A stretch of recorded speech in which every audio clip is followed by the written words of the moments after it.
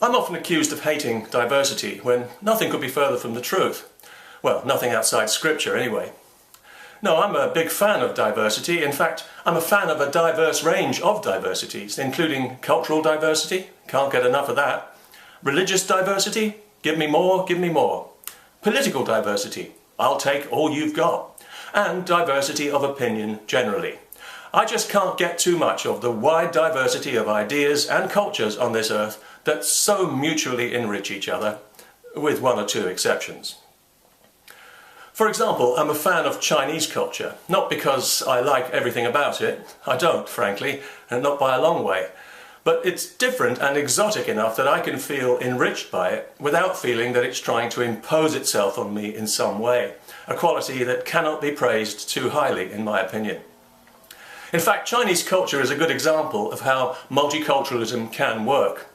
In many Western cities, you'll find a Chinatown, and if you walk through it, you might as well be in Hong Kong. There's no attempt to integrate, it's all about being Chinese.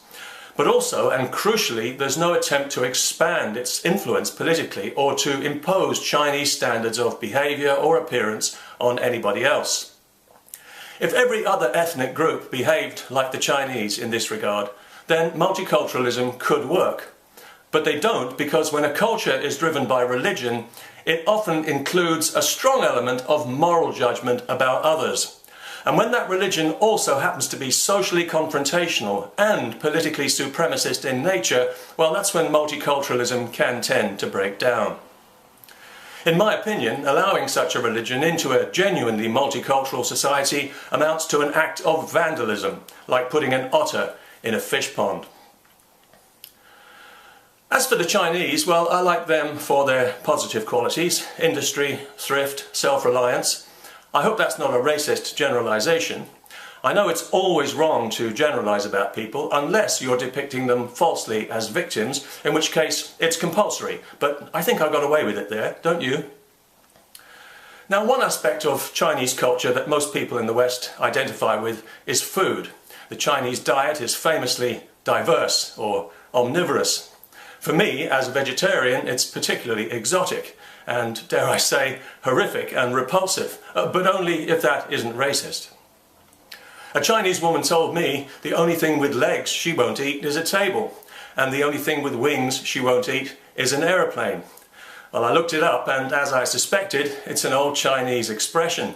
It's not exactly Ming Dynasty, admittedly, because aeroplanes have only been around for just over a century, but it's old enough to tell us that the Chinese are as fussy about their food as they are about animal welfare, or their government is about human rights. The treatment of animals in China is particularly inhuman, barbaric, and disgusting, and deserves to be widely publicised and roundly condemned until it stops, because it not only debases and degrades the Chinese themselves, but all of humanity. Thank you very much. And I hope somebody puts Chinese subtitles on this video and gets it shown in China so that they can hear that, because they bloody well need to hear it urgently, with all due respect. Here in Europe, we love to lecture the Chinese about human rights.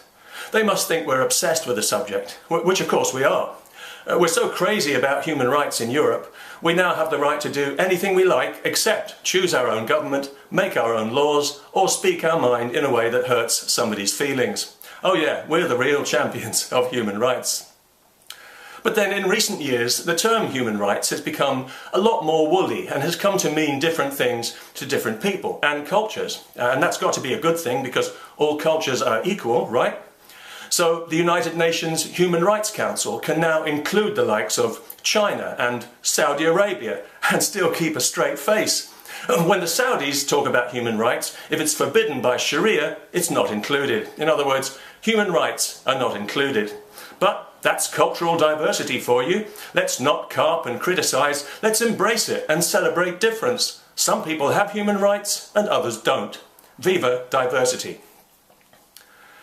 You know, so diverse are we on this planet that I sometimes think that if aliens were to arrive from another galaxy, the reception they get might depend very much on where they happened to land. If they landed anywhere in Europe, well then obviously their human rights would be automatically protected, assuming they were human, that is. Actually, come to think of it, maybe we should amend it to the Humanoid Rights Act, just to avoid any potential embarrassment in that area. But of course, either way, they would be made welcome and invited to stay, but not to integrate, for cultural reasons. And if they don't speak our language, well, that'll be our fault, not theirs. If their requirements turn out to be at variance with ours, then of course we'll do our best to accommodate them for the sake of community cohesion, the highest of all virtues. If, for example, they find the atmosphere not quite to their taste, a little too much oxygen perhaps, not quite enough methane, well then we'd be morally obliged to adjust it as best we can in their favour, in a spirit of mutual tolerance and respect.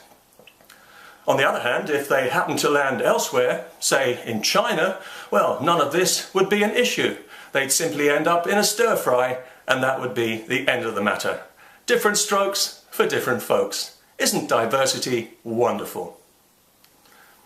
Peace and what's bon appetit in Chinese?